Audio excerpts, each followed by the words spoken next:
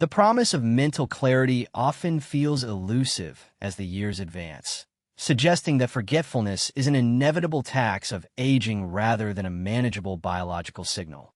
A common and discouraging belief prevails that the brain is a static vessel that slowly leaks its contents after a certain age, leading many to accept memory lapses as a permanent decline. This fatalistic view ignores the profound plasticity of the nervous system and the immediate influence of physical state on cognitive function. By shifting the perspective from decay to energy management, it becomes possible to access a sharper mind regardless of the chronological number. Heng suggests that the fog of forgetfulness is often not a loss of capacity, but a blockage of flow, a temporary disruption that can be cleared with precise intention. The path ahead offers a specific, time-efficient physical intervention that resets the neural landscape and restores immediate access to one's own history and knowledge. The physiology of stagnation and the blocked mind, the experience of walking into a room and suddenly losing the thread of intention, is a universal frustration that often triggers a cascade of anxiety about aging. Heng describes this phenomenon not as a failure of the hardware, but as a stagnation of the internal energy or qi that fuels the mind. When the body remains static for long periods, particularly in the seated postures that dominate modern life, blood flow and oxygen delivery to the brain diminish subtly but significantly. The biological mechanism at play involves the restriction of circulation, which allows metabolic waste products to accumulate in neural tissues, creating a chemical environment that favors confusion over clarity. This physical stasis signals the nervous system to conserve energy, downregulating the alertness required for sharp recall and rapid processing. The feeling of a blocked word or a vanished name is frequently the direct result of this physiological idling rather than a structural deficit in the brain itself.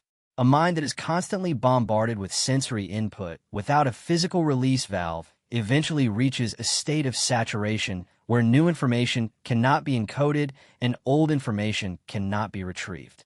The modern environment compounds this issue by demanding constant low-level attention, which fatigues the prefrontal cortex and depletes the neurochemicals necessary for memory formation. Heng points out that the Shaolin approach treats the mind and body as a single continuum, where a rigid body inevitably leads to a rigid and inaccessible mind. The tension held in the neck and shoulders, often unnoticed, acts as a physical dam that restricts the flow of blood to the head, literally starving the brain of the fuel it needs to function at its peak. This tension is often a somatic manifestation of unreleased stress, which locks the body in a subtle fight-or-flight state that prioritizes immediate survival over the nuanced task of memory retrieval. The mechanism of stress significantly impairs the hippocampus, the brain region critical for indexing and retrieving memories. When the body is held in a state of low-grade tension, cortisol levels remain elevated, creating a chemical noise that drowns out the subtle signals of memory. The person attempting to recall a specific detail is fighting against this hormonal tide, pushing harder mentally while the body remains chemically opposed to the task. This struggle creates a feedback loop where the frustration of forgetting triggers more stress, further spiking cortisol and making retrieval even more difficult. Breaking this cycle requires a physical interruption, a signal to the body that the immediate threat is gone and that it is safe to divert resources back to higher cognitive functions. The wisdom of Heng emphasizes that one cannot force the mind to open while the body is clenched in defense. In a practical daily scenario, consider the individual who sits down to write a letter or manage finances, only to find themselves staring blankly at the page, unable to summon the necessary details. The common reaction is to furrow the brow and strain harder, treating the mind like a stubborn muscle that must be forced into submission. However, this approach only deepens the physical tension and reinforces the neural blockade, turning a momentary lapse into a prolonged period of frustration. A different approach involves recognizing the physical signs of this mental impasse: the shallow breathing, the tight jaw, the rounded shoulders, and addressing them directly.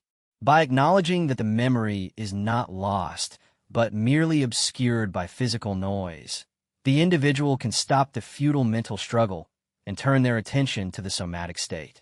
There are moments when the sheer weight of daily responsibilities makes the idea of physical maintenance feel like an added burden rather than a relief. It is natural to feel that pausing to address the body is a waste of time when the list of tasks is long and the mind feels scattered. This hesitation is a protective mechanism of the ego, which prefers the familiarity of the struggle to the uncertainty of letting go, even for a moment. Heng often reminds students that the most effective action is frequently the one that requires stopping the current momentum to build a better one. The pause is not a delay, but a gathering of forces, a necessary accumulation of energy before it can be directed with precision. Counterintuitively, the individuals who need this physical release the most are often those who feel they have the least time for it, convinced that mental work must be solved with mental effort. This misconception leads to the overuse of stimulants like caffeine, which may provide a temporary jagged energy, but ultimately increase the jittery tension that scatters focus. The reliance on external chemistry to solve an internal blockage ignores the body's innate capacity to regulate its own chemistry through movement and breath. True recall does not come from a frantic search, but from a calm allowing, a state that can only be achieved when the biological noise is quieted. The limitation of purely mental strategies is that they try to organize a cluttered room without opening the windows to let in fresh air. The biological reality is that the brain consumes a disproportionate amount of the body's glucose and oxygen, and its performance is tightly coupled to the efficiency of the delivery system. As one ages, the vascular system can lose some of its elasticity, making the active management of blood flow even more critical for cognitive maintenance. The feeling of brain fog is often a visceral signal of this reduced perfusion, a literal clouding of the instrument. Heng teaches that ignoring these signals leads to a chronic state of dullness, where the vibrant colors of memory fade into a monochrome gray. Recognizing this connection empowers the individual to take ownership of their cognitive health, viewing memory issues not as a sentence, but as a signal to move. Where am I holding tension that is blocking my clarity right now? The mechanics of the 60-second reset, the core of the intervention lies in a precise 60-second sequence designed to shock the system out of its stagnant equilibrium and flood the brain with fresh resources. Heng describes this not as a workout, but as a recalibration, a deliberate interruption of the automatic patterns that govern the body and mind. The first 20 seconds are dedicated to a forceful expulsion of stale air and tension, utilizing a technique that engages the diaphragm and clears the carbon dioxide that accumulates in the lower lungs. This is not passive breathing, but an active, rhythmic purging that signals the autonomic nervous system to shift gears. By extending the exhalation, the individual activates the parasympathetic response, the rest and digest mode that is a prerequisite for calm, focus, and effective memory retrieval. This immediate shift in blood chemistry lowers the heart rate and opens the capillaries, preparing the terrain for the influx of energy. Following the breath work, the next 20 seconds involve a specific physical agitation, a controlled shaking or bouncing that loosens the connective tissue and fascia.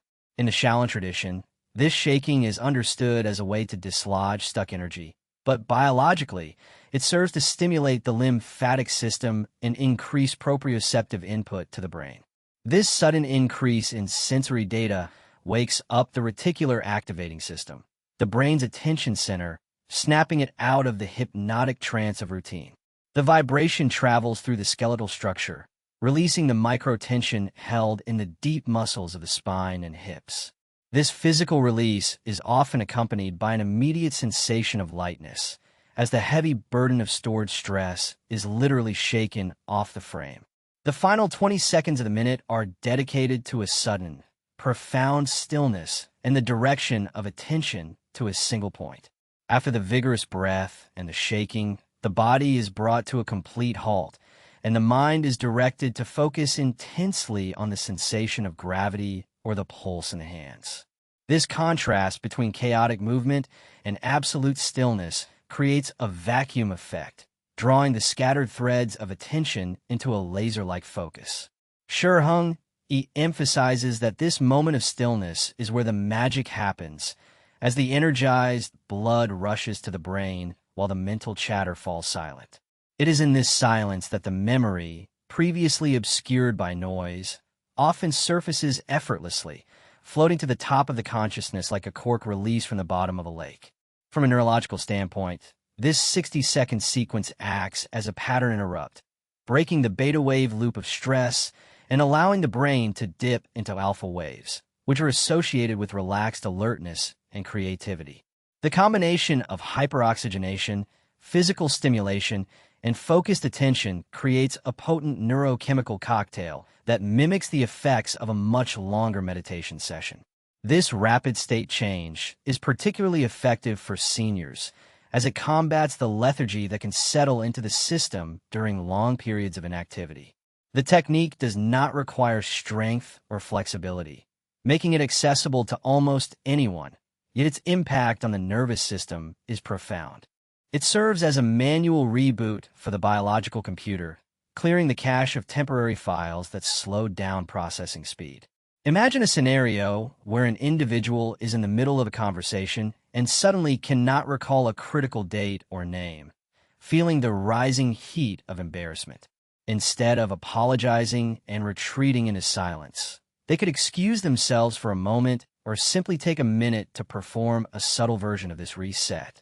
Even without the vigorous shaking, the intentional breath and the shift to stillness can produce a similar effect, calming the panic and allowing the information to return. This tool transforms the experience of memory loss from a helpless failure into a manageable physiological event. It restores a sense of agency, proving that the mind is responsive to the commands of the body. Heng notes that the confidence gained from knowing one has a tool to fix the problem is often enough to prevent the anxiety that causes the blockage in the first place. There are, however, limitations to this technique, particularly when the body is suffering from acute injury or when the individual is in a state of extreme medical fragility. In such cases, the vigorous physical shaking must be modified to gentle swaying or purely internal visualization to avoid harm. The goal is to stimulate flow, not to induce trauma, and the intensity must always be adjusted to the current capacity of the physical vessel. Furthermore, this 60-second reset is not a cure for neurodegenerative diseases that involve structural damage to the brain tissue. It is a functional optimizer designed to maximize the performance of the existing hardware, but it cannot regenerate lost matter. Heng counsels that wisdom lies in recognizing the difference between a functional blockage and a structural limit, using the technique to clear what can be cleared while accepting what cannot be changed. The effectiveness of this move relies heavily on the quality of the intention behind it. A mechanical performance without mental engagement yields diminished results.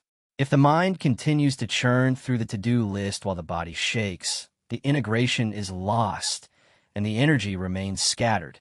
The practitioner must commit fully to the 60 seconds, treating it as a sacred pause where nothing else exists but the breath and the sensation. This total immersion, however brief, is what signals the brain that a significant shift is occurring.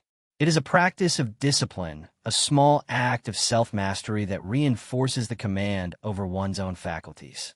The sensation following the move is often described as a waking up, a sudden brightness in the visual field, and a crispness in the auditory processing.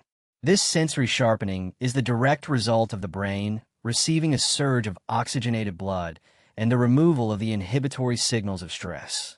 It is a reminder of how good the body is designed to feel and how efficient the mind can be when it is properly fueled. For the aging individual, this sensation is a powerful counter-narrative to the story of decline, offering a visceral proof of vitality. Heng teaches that this vitality is always present, waiting only for the right key to unlock it.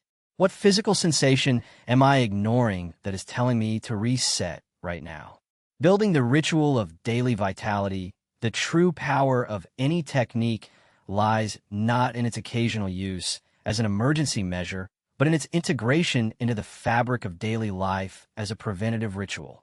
Heng emphasizes that the Shaolin Way is not about achieving a singular peak experience, but about maintaining a consistent baseline of high energy and clarity. By weaving the 60-second reset into the transition points of the day, such as upon waking, before a meal, or prior to a complex task, the individual prevents the accumulation of the stress that leads to mental fog. This proactive approach treats the mind like a garden that must be tended regularly, rather than a jungle that is only hacked back when it becomes impassable. The consistency of the practice triggers neuroplastic changes, strengthening the neural pathways associated with relaxation and focus, making it easier to access these states over time. Establishing a habit of daily vitality requires overcoming the inertia of the familiar, the comfort of the sedentary routine that feels safe even as it stifles growth. The brain is an energy-conserving organ that naturally resists new patterns, interpreting the demand for a new ritual as an unnecessary expenditure of resources.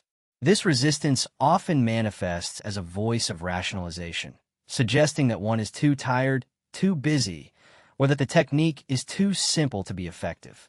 Breaking through this initial barrier requires a conscious act of will, a decision to prioritize the long-term health of the mind over the short-term comfort of an activity. Heng advises starting with the morning, using the reset to signal the body that the period of sleep is over and the time for engagement has begun. Consider the morning routine of many seniors, which often involves a slow, stiff transition from the bed to the chair, accompanied by a cup of coffee and the passive consumption of news. This pattern reinforces the stiffness of the night and sets a tone of receptivity rather than activity for the day ahead.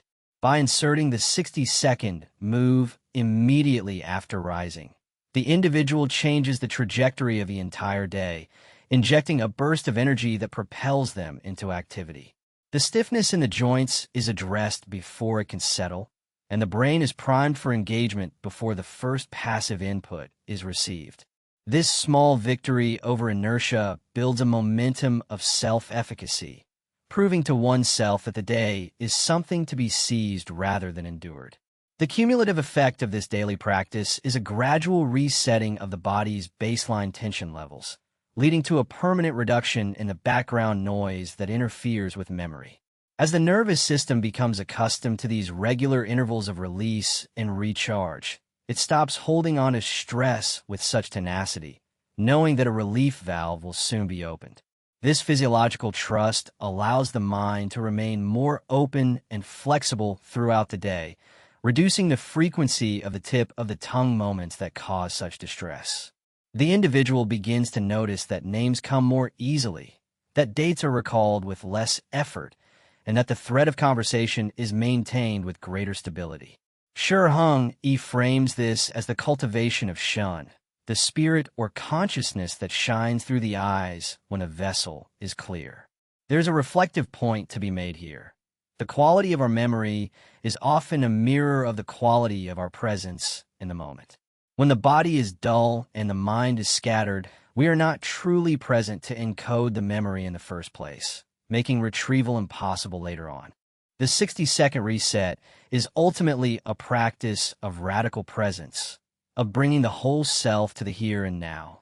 It ensures that the experiences of the day are met with a sharp and receptive instrument, capable of capturing the richness of life in high fidelity. This shift from passive existence to active presence is the essence of vitality, a quality that is available at any age. However, a rigid adherence to the ritual, without sensitivity to the body's changing needs, can lead to a mechanical hollowness that strips the practice of its power. There will be days when the energy is low and the body demands a softer approach, and days when the vitality is high and the move can be performed with vigor. The wisdom lies in listening to the internal feedback and adjusting the intensity while maintaining the consistency of the rhythm. Heng warns against the trap of perfectionism, where a missed day or a lackluster performance is seen as a failure that justifies abandoning the practice entirely. The goal is resilience, not perfection. It is about the ability to return to the practice again and again, regardless of the interruptions. The social aspect of this practice should not be underestimated, as sharing the technique with a partner or a friend can create a system of mutual accountability and support. Doing the reset together can become a moment of shared connection, a playful interruption of the routine that brings laughter and lightness. This shared energy amplifies the effects of the practice, as the social engagement further stimulates the vagus nerve and promotes a sense of safety and belonging. It transforms the pursuit of cognitive health from a solitary struggle into a communal activity, reinforcing the idea that aging is a journey best navigated in good company. In the long view, the investment of 60 seconds a few times a day is a negligible cost for the return of a functioning, agile mind. It challenges the scarcity mindset that says we do not have time for self-care, revealing that time is exactly what we gain when we operate with greater efficiency. The clarity bought with this minute of effort saves hours of confusion and frustration, creating a net gain in the available life energy. Heng reminds us that we're the architects of our own experience, and that the tools for construction are already in our hands, waiting to be used. What excuse am I using today to avoid engaging with my own vitality? The ageless mind and the horizon of longevity, the ultimate promise of integrating this physical wisdom, is the cultivation of an ageless mind, one that retains its curiosity, flexibility, and power regardless of the chronological number attached to the body. Longevity, in the Shaolin view as interpreted by Heng, is not merely about extending the duration of life, but about deepening the quality of the lived experience. A long life spent in a fog of confusion and stagnation is not a victory. The true goal is to die young as late as possible, maintaining the spark of youth until the very end. This requires a fundamental shift in identity, refusing to accept the societal narrative that prescribes a gradual withdrawal from the world. The 60-second move is a daily declaration of this refusal, a physical assertion that one is still in the game, still capable of change, and still the master of one's own faculties. Biologically, the maintenance of this flow state in the body and mind has protective effects that extend far beyond simple memory recall. The reduction of chronic stress and the regular oxygenation of the tissues support the health of the cardiovascular system, the immune system, and the metabolic machinery. By keeping the inflammation levels low and the circulation high, the individual creates an internal environment that is hostile to the development of many age-related pathologies. The brain, when regularly challenged and nourished, continues to build new connections, a process known as neurogenesis, which was once thought to be impossible in older adults. Heng points to the ancient masters who remained sharp and agile well into their 90s as proof that the decline is not mandatory, but largely conditional.